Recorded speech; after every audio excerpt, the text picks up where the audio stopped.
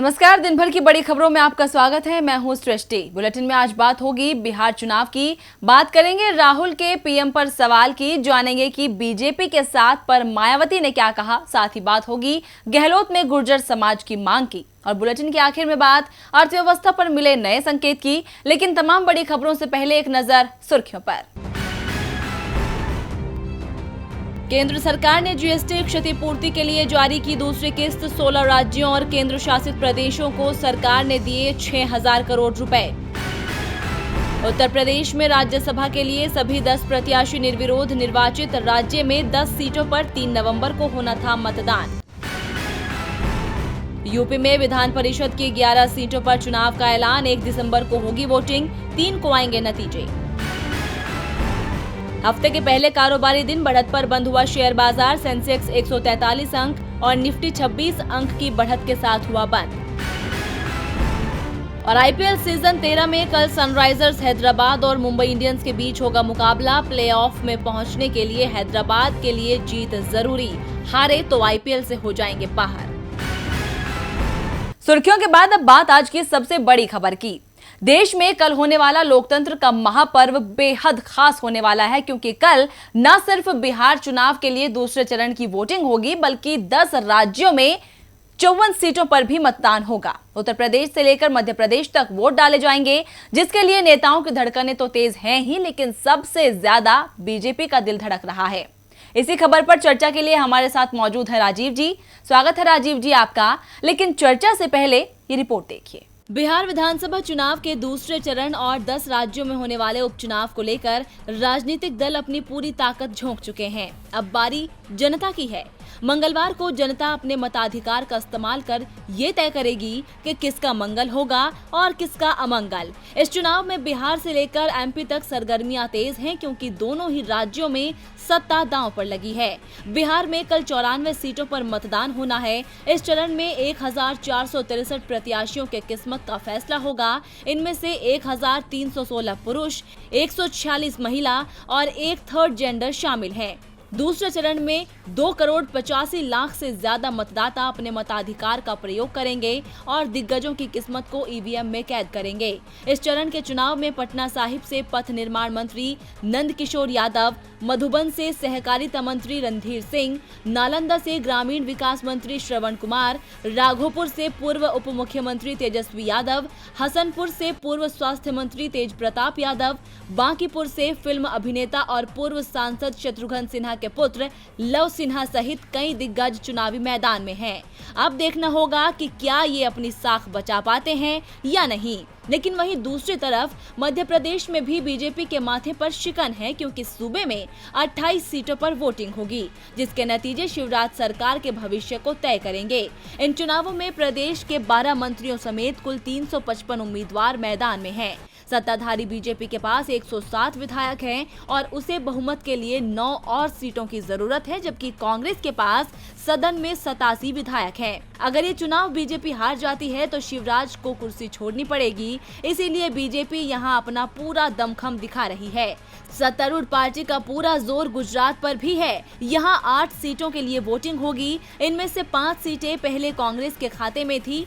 यही वजह है कि बीजेपी कांग्रेस के गढ़ में सेंधमारी की पूरी जुगत में है। गुजरात के साथ उत्तर प्रदेश में भी विधानसभा की 7 सीटों पर उपचुनाव होगा। इसे 2022 में होने वाले विधानसभा चुनाव से पहले सेमीफाइनल के रूप में देखा जा रहा है। इस मुकाबले को हर दल अपनी मुट्ठी में करना चाहता है। बीजेपी, सपा, बसपा और कांग्रेस ने पूरी ताकत झोंक रखी है।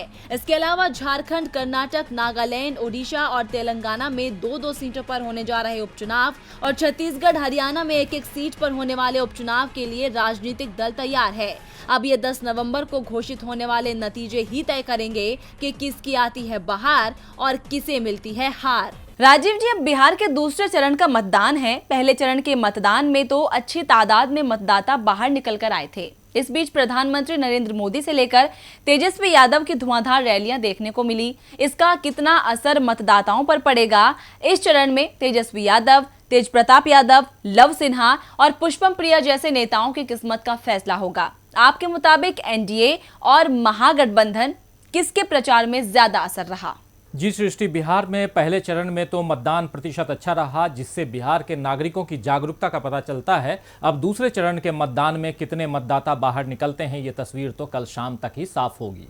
वैसे इतना तय है सृष्टि कि पहले चरण के मतदान के बाद महागठबंधन और एनडीए दोनों के प्रचार में कुछ और तेजी आ गई है। एनडीए की ओर से हम देख रहे हैं कि मोदी जी ने खुद ही मोर्चा संभाल लिया है और जंगल राज, युवराज जैसे शब्दों की जुगाली खूब हुई है। वहीं महागठबंधन की रैलियों में अधिक जोश देखने को मिला और इसकी जो वजहें हो सकती हैं वो एक तो ये कि पहले चरण में मतदाताओं के उत्साह से राजद, कांग्रेस और वाम दलों के युवा नेताओं का उत्साह बढ़ा है, और दूसरी वजह यह है कि इस बार राजद के तेजस्वी यादव और तेज प्रताप यादव कांग्रेस से लव सिन्हा जैसे युवा नेताओं का भविष्य दांव पर है। इन नेताओं की जीत या हार से बहुत हद तक बिहार का भविष्य भी तय होगा, क्योंकि एनडीए की ओर से जहां घिसी पिटी बातों को ही दोहराया जाता रहा है, वहीं महागठबंधन ने बहुत कोशिश की है कि बिहार के चुनाव को रोजगार, शिक्षा, स्वास्थ्य जैसे मुद्दों पर केंद्रित किया जाए। प्लुरल्स पार्टी बनाकर के मैदान में उतरने वाली पुष्पम प्रिया चौधरी भी बिहार को पूरी तरह बदलने का दावा कर रही हैं और उनके प्रचार में world class urban public transport, pollution free सड़कें, रेंटल साइकिल और बिहार से शराबबंदी को खत्म करने जैसे मुद्दे गूंजते रहे हैं। बिहार के चुनाव में अब तक जातिगत समीकरणों का ही बोलबाला रहा है। अब कल और फिर तीसरे चरण के मतदान यानी कि 7 तारीख को पता चलेगा कि बिहार पुरानी राह पर चलना पसंद करता है या नए रास्तों को भी आजमाया जाएगा। धन्यवाद राजीव जी तमाम जानकारी के लिए। अब रुख करते हैं अगली खबर का। कृषि कानून को लेकर सरकार लगातार विपक्ष के निशाने पर है। कांग्रेस नेता राहुल गांधी ने आज एक बार फिर कृषि कानून पर अपना विरोध जताया। इस बार राहुल गांधी ने सीधे पीएम मोदी को ही खरी खोटी सुना दी। मोदी सरकार कृषि कानून लेकर आई और विपक्ष के निशाने पर आ गई। कृषि कानून का विरोध लगातार कांग्रेस और बाकी विपक्षी दल कर रहे हैं। कांग्रेस नेता राहुल गांधी लगातार सरकार को घेर रहे हैं और आज एक बार फिर राहुल गांधी ने प्रधानमंत्री नरेंद्र मोदी को निशाने पर ले लिया। राहुल गांधी ने ट्वीट किया कि अन्नदाताओं ने मंडी मांगी और पीएम ने थमा दी भयानक मंदी। राहुल गांधी ने अपने ट्वीट के साथ एक अंग्रेजी अखबार की खबर भी शेयर की, जिसमें बताया गया है कि बिहार के अन्नदाता ने मंडी सुधार को नकार दिया। बता दें कि कल भी राहुल गांधी ने विश्वास जताया था कि पीएम मोदी कृषि कानून पर दोबारा विचार करेंगे। दरअसल रविवार को छत्तीसगढ़ के 20वें स्थापना दिवस पर राहुल गांधी ने कहा था कि उन्हें विश्वास है कि प्रधानमंत्री नरेंद्र मोदी इन नए कृषि कानून पर दोबारा विचार करेंगे। इससे पहले बिहार में रैली के दौरान भी राहुल गांधी ने मंडी और एमएसपी को लेकर सरकार को घेरा था। साथ ही आज भी राहुल गांधी ने कहा कि पंजाब विधानसभा के विशेष सत्र में इसके खिलाफ निर्णय लिया गया है और छत्तीसगढ़ में भी इस कानून का विरोध करने की बात कही है। तो अब राहुल के बयान से साफ है कि सरकार के खिलाफ अन्नदाता लड़ाई में अकेला नहीं है, विपक्ष पूरी तरह से उसके साथ है। साथ ही छत्तीसगढ़ में कानून का विरोध करने की बात से भी कहीं न कहीं राहुल गांधी ने सरकार को चेताया है कि पंजाब और राजस्थान के बाद अब बारी छत्तीसगढ़ की है। एक तरफ पहले ही कृषि कानून को लेकर सरकार विपक्ष के निशाने पर है, तो दूसरी तरफ मध्य प्रदेश में बीजेपी विपक्ष को घेरने का मौका दे रही है। हाल ही में कांग्रेस से बीजेपी में एंट्री लेने वाले सिंधिया कांग्रेस के लिए वोट की अपील कर बैठे थे, तो अब शिवराज के ही बेटे ने उन्हें पूर्व सीएम बना दिया। क्या है पूरा मामला, ये रिपोर्ट देखिए। मंदसौर के सुवासरा में रोड शो के बाद सीएम शिवराज सिंह ने पत्रकारों से चर्चा की। पूर्व सीएम कमलनाथ की बयानबाजी पर सवाल के जवाब में शिवराज ने कहा, कमलनाथ के शब्दों ने महिला का मान सम्मान कम किया है, वो अपने शब्दों से नारी शक्ति का अपमान कर रहे हैं। चुनाव प्रचार के दौरान पूर्व मुख्यमंत्री को वे नालायक बता रहे हैं, कुत्ता जैसे शब्दों का उपयोग कर रहे हैं। ये मध्य प्रदेश की संस्कृति और संस्कार नहीं है। शिवराज के खुद को पूर्व मुख्यमंत्री बताने पर कांग्रेस प्रवक्ता नरेंद्र सलूजा ने ट्वीट करके तंज कसा है। उपचुनाव में शिवराज सिंह चौहान के बेटे कार्तिकेय सिंह चौहान भी लगातार प्रचार की जिम्मेदारी संभाले हुए थे।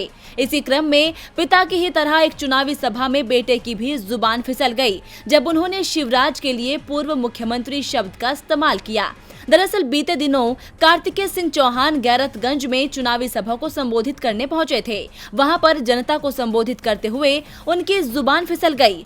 कार्तिकेय सिंह चौहान ने विपक्ष पर निशाना साधते हुए कहा, आपने मध्य प्रदेश की जनता का अपमान किया, गरीबों का अपमान किया। आपने मध्य प्रदेश के पूर्व मुख्यमंत्री यानी शिवराज सिंह चौहान का अपमान किया है। आपको बता दें कि मध्य प्रदेश में भाजपा की सरकार है और मुख्यमंत्री शिवराज सिंह चौहान हैं, उनके बेटे ने ही सीएम शिवराज को पूर्व मुख्यमंत्री बता दिया था। बीजेपी में नेताओं की जुबान फिसलने का दौर सा चल रहा है, जिससे मध्य प्रदेश की राजनीति में उथल पुथल मची हुई है। वैसे उथल पुथल तो उत्तर प्रदेश में मायावती के बयान ने भी मचा दी है। पहले जो है मायावती बीजेपी के साथ सपा को हराने की बात कह रही थी, तो वहीं अब उन्होंने ऐसा बयान दे दिया है जिससे बीजेपी को धक्का लगेगा। मायावती पर अक्सर आरोप लगते रहते हैं कि वो मौका परस्त राजनीति करती हैं। जिस ओर हवा बहती है वो उस तरफ जाने की कोशिश करती हैं। मायावती नफा नुकसान देखकर सियासत में दोस्ती और दुश्मनी तय करती हैं। अब जब राज्यसभा चुनाव में उन्हें सपा से संकट नजर आया तो उन्होंने बीजेपी की तरफ पलड़ा झुका लिया। लेकिन अब जब बीजेपी की तरफ जाने से उन्हें मुस्लिम वोट बैंक खिसकता नजर आ रहा है तो बसपा सुप्रीमो फिर पलटी मारती दिख रही हैं। एमएलसी चुनाव में सपा को हराने के लिए बीजेपी को वोट डालने वाले बयान के बाद मायावती ने कहा कि वो राजनीति से तो संन्यास ले सकती हैं, लेकिन भविष्य में बीजेपी से कभी गठबंधन नहीं करेंगी। मायावती ने कहा कि समाजवादी पार्टी और कांग्रेस बसपा और बीजेपी के बीच गठबंधन की अफवाह खड़ी कर रही है। जैसे को तैसा की नीति के तहत उन्होंने कहा कि एमएलसी चुनाव में सपा प्रत्याशी को हराने के लिए उनकी पार्टी वोट करेगी, चाहे वो बीजेपी हो या अन्य कोई मजबूत उम्मीदवार बसपा उसे वोट करेगी। लेकिन इस बयान को सपा और कांग्रेस ने षड्यंत्र की तरह इस्तेमाल किया और मुसलमानों को बरगलाने का काम कर रहे हैं। इतना ही नहीं, मायावती ने कहा कि मैंने सत्ता का त्याग कर दिया लेकिन बीजेपी के आगे झुकी नहीं। बीजेपी ने मुझ पर दबाव डालने के लिए सीबीआई और ईडी का इस्तेमाल किया, लेकिन तब भी वो नहीं झुकी। बीजेपी की विचारधारा और उनकी पार्टी की विचारधारा अलग है। मायावती ने कहा कि मुसलमानों से कह देना चाहती हूं कि बीजेपी के साथ कभी गठबंधन नहीं करूंगी। बसपा सुप्रीमो के इस बयान से साफ है कि वो मुस्लिम वोट बैंक बचाने के लिए बीजेपी को खरी खोटी सुना रही हैं। खैर, राजनीति में तो अपने फायदे के लिए कोई भी बदल सकता है। अब मायावती के इस बदलाव से बसपा को कितना फायदा पहुंचता है, ये देखना होगा। यूपी की सियासत में बयानबाजी का दौर जारी है, जिससे बीजेपी की परेशानी बढ़ रही है। वहीं दूसरी तरफ गहलोत सरकार की भी परेशानी बढ़ रही है, क्योंकि राजस्थान में एक बार फिर गुर्जरों के आंदोलन ने जोर पकड़ लिया है। आंदोलन को लेकर दो गुटों में बटे गुर्जर समाज के एक गुट ने दिल्ली मुंबई रेल मार्ग को रोक दिया है। पहले ही गुर्जर समाज का एक गुट सरकार के समझौते का दावा कर रहा था, तो दूसरा अलग ही राह पर चलता दिख रहा था, जिसका असर अब दिखाई दे रहा है। 2 दिन पहले गुर्जर समाज के एक धड़े के साथ जयपुर जाकर सरकार ने बातचीत की थी, जिसमें दावा किया गया था कि सरकार ने गुर्जरों के 14 बिंदुओं पर सहमति जता दी है। जिसके बाद गुर्जर समाज 2 गुट में बंटता दिखाई दिया। एक गुट सरकार के फैसले पर सहमत था तो दूसरा सरकार के फैसले के खिलाफ। ऐसे में दूसरे गुट ने पीलूपुरा में महापंचायत का आयोजन रखा था। महापंचायत के बाद गुर्जर समाज ने रेलवे ट्रैक पर कब्जा कर लिया, जिसके बाद रेलवे ट्रैक जाम होने से रेलवे को ट्रेनों का मार्ग परिवर्तित करना पड़ा। गुर्जर समाज के आरक्षण आंदोलन के चलते सरकार की ओर से सुरक्षा के मद्देनजर इलाके में बड़ी संख्या में सुरक्षा जवान तैनात किए गए हैं। गुर्जर समाज का कहना है कि सरकार जो भी बातचीत करे वो पीलूपुरा में होगी। समाज के लोगों की सहमति के बाद ही आगे कोई निर्णय लिया जाएगा। यानी साफ है कि गुर्जर आंदोलन अपना असर दिखाने लगा है। आंदोलन को लेकर 2 गुटों में बटे गुर्जर समाज के एक गुट ने दिल्ली मुंबई रेल मार्ग पर डेरा डाल लिया है। प्रदर्शन के पहले दिन यानी रविवार को ही आंदोलनकारियों ने कुछ पटरियों की फिश प्लेटें उखाड़ दी थी। उसके बाद उत्तर पश्चिम रेलवे ने इस मार्ग की 7 ट्रेनों का मार्ग बदल दिया है। गुर्जर आंदोलन तूल पकड़ता जा रहा है। आपको बता दें कि आरक्षण से जुड़ी लंबित मांगों को लेकर गुर्जर समाज का एक धड़ा आंदोलन कर रहा है, जबकि दूसरा गुट सरकार से हुई बातचीत के बाद संतुष्ट नजर आ रहा है। गुर्जर आरक्षण संघर्ष समिति के संयोजक कर्नल किरोड़ी सिंह बैंसला गुट ने आंदोलन का आगाज किया है। इस धड़े ने सरकार से बातचीत करने से इनकार कर दिया था। अब बैंसला गुट की 6 मांगे हैं। बैंसला गुट की ये हैं 6 मांगे। समझौता और मैनिफेस्टो के वादे के मुताबिक बैकलॉग की भर्तियां निकाली जाएं। भर्तियों में पूरा 5% कोटा हो। आंदोलन में जान गंवाने वालों के परिजन को सरकारी नौकरी और मुआवजा मिले। कोटा विधेयक को नवी अनुसूची में डाला जाए। एमबीसी कोटे से भर्ती 1252 कर्मचारियों को रेगुलर पे स्केल मिले। देवनारायण योजना में विकास योजनाओं के लिए बजट दिया जाए। अब हालात ये हो चुके हैं कि आंदोलन की वजह से राजस्थान का जनजीवन अस्त व्यस्त होने लग गया है। आंदोलनकारियों ने दिल्ली मुंबई रेलवे ट्रैक पर कब्जा जमा लिया है। वहीं बयाना हिंडौन सड़क मार्ग को भी जाम कर दिया है। आंदोलन के कारण भरतपुर, करौली, सवाई माधोपुर, दौसा, धौलपुर और जयपुर जिले के 9 उपखंडों में इंटरनेट बंद है। अब देखना होगा कि क्या कर्नल बैंसला गुट सरकार से बातचीत के लिए तैयार होता है या नहीं। और बुलेटिन के आखिर में बात अर्थव्यवस्था पर मिले नए संकेत की। महामारी की वजह से देश की हालत खस्ता हो चुकी है, न रोजगार है और न ही सरकार की तरफ से कोई मदद मिल रही है। जनता बार बार सरकार से आर्थिक राहत देने की मांग कर रही है, लेकिन सरकार है कि सुनते नहीं है। केंद्र की इस बेरुखी को लेकर विपक्ष लगातार घेर रहा है। अब इसी घेराबंदी के बीच वित्त सचिव ने नए संकेत दिए हैं। महामारी के दौर में मोदी सरकार ने केवल 20 लाख करोड़ का आर्थिक पैकेज पकड़ा दिया है और उसमें भी अब तक लोगों के पास पैसा नहीं पहुंचा है। ना ही सरकार बताने को तैयार है कि हमने किसको कितना और कब दिया। सरकार के इस रवैये से देश की हालत खराब है, इसीलिए लगातार दूसरा आर्थिक पैकेज देने की मांग की जा रही है। कई अर्थशास्त्री कह चुके हैं कि लोगों की परेशानियों को देखते हुए केंद्र को राहत देनी चाहिए। यहाँ तक कि विपक्ष तो कई बार सरकार के खिलाफ मोर्चा भी खोल चुका है। इसीलिए पीएम मोदी बैकफुट पर है। यही वजह है कि अब सरकार एक बार फिर आश्वासन के सहारे लोगों का विश्वास हासिल करने में जुटी है।